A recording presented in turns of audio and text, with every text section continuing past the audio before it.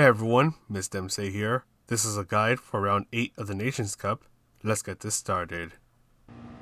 Your first braking point is the 100 meter sign. Brake as much as you can, then slowly ease off of the brakes. Focus on getting the car to quickly rotate around the turn and slowly start to accelerate. For Eau Rouge, you can take it at full throttle whether you're on racing medium tires or racing hard tires. Take advantage of this left curb, then start to turn in once it ends.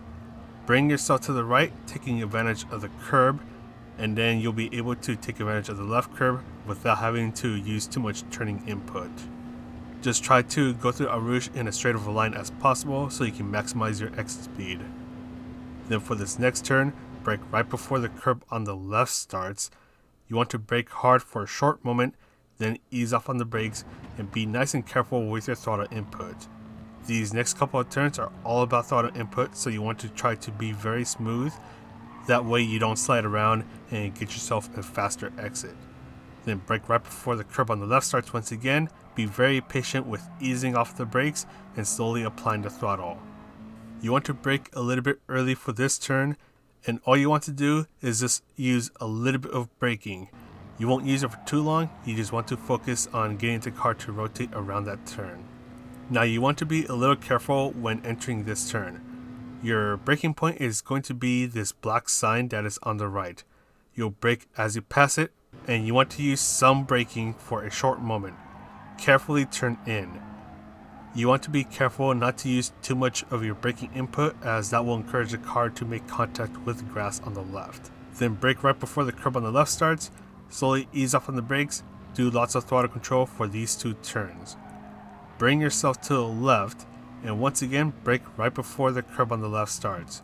Focus on getting the car to rotate, and then you can start to fully accelerate. This turn can be taken at full throttle. Just make use of the curb that was on the right. So we'll go ahead and fast forward through this.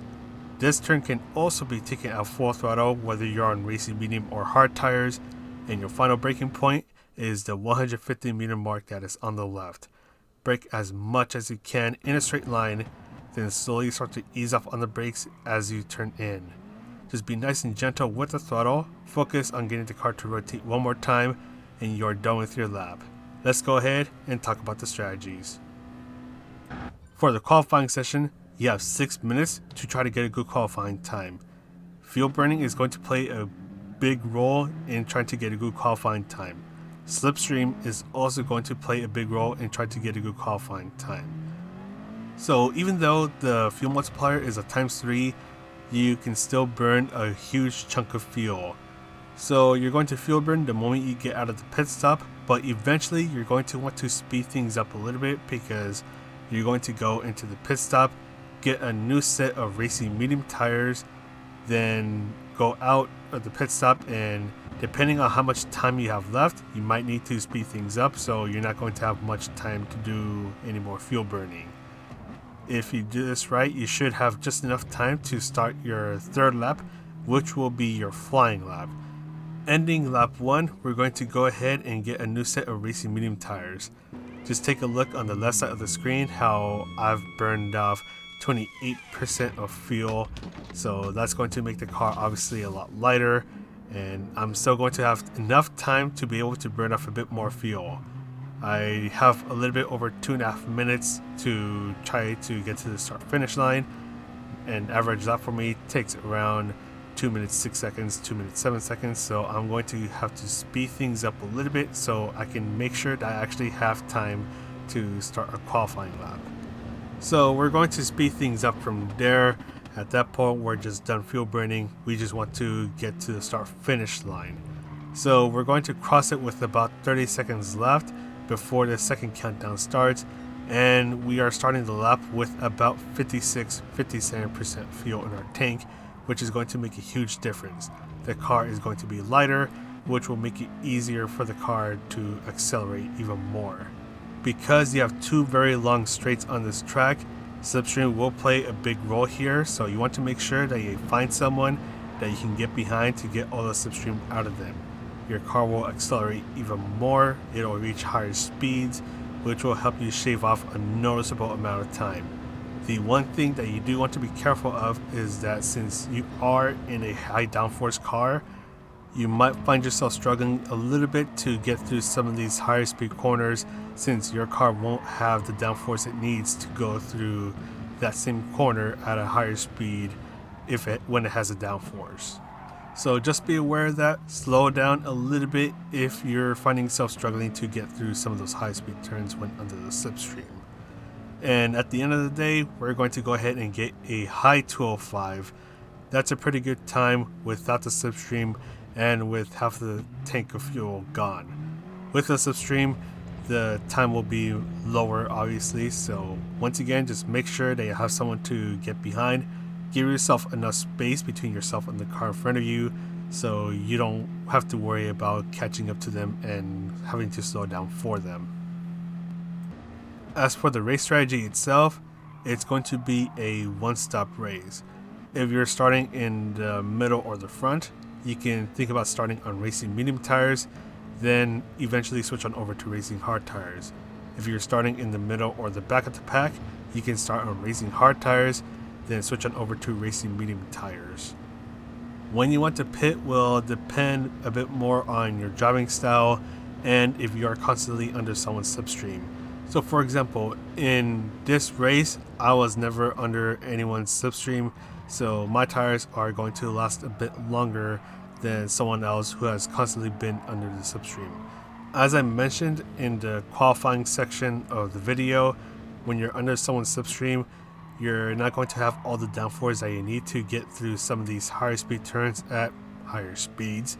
So the car is going to struggle a little bit. It's going to want to oversteer, so you'll need to slow down a little bit more and just try to prevent yourself from scrubbing the tires too much, because that will definitely increase the tire wear. So assuming that you start on racing medium tires, I can see people pitting as early as lap 4, and that's once again if they're constantly under someone's slipstream and they keep on scrubbing their tires. If you're not under the slipstream for a long period of time, then you can definitely pit a bit later for a new set of tires, and that could be lap 5 or even as late as lap 6. Fuel is also going to be an issue here. If you don't want to refuel, you will need to short shift a lot. Also, staying under someone's slipstream will help you gain some of that speed that you would normally lose by short shifting while not under the slipstream. So make sure you're under someone's slipstream, that way you can keep up with them while still saving fuel along the way. So in this race, I was shifting when the bar on the bottom of the screen was around 75 to 90% full, and I'm going to have to refuel, and I'm going to have to switch over to racing hard tires since those are the required tires. So make sure you use them at some point in the race. And I'm not going to spend too much time refueling, but I'm also going to fill up a bit more than what I need so I can push the car even more and just not have to worry too much about having to fuel save. And last but not least, if you're still thinking about which car you want to use for this nation's race, think about using the XANAVI Nismo GTR. And this is the older version, just so we don't confuse it with the newer Moto GTR. So the XANAVI Nismo GTR has an easier time reaching high speeds than the other Group 2 cars, which makes it really useful for a track like Spa, where there's some really high speed areas where you can maximize your car's potential when it comes to top speed. And that's pretty much it for this video. So don't forget, racing hard tires are required for this race, and you might have to refuel unless if you end up super short shifting while staying under someone's slipstream. But anyways, that is pretty much it for this guide. I'm going to go ahead and sign off now. So this is Mr. MCA wishing you a good race, and I'll see you in the next video.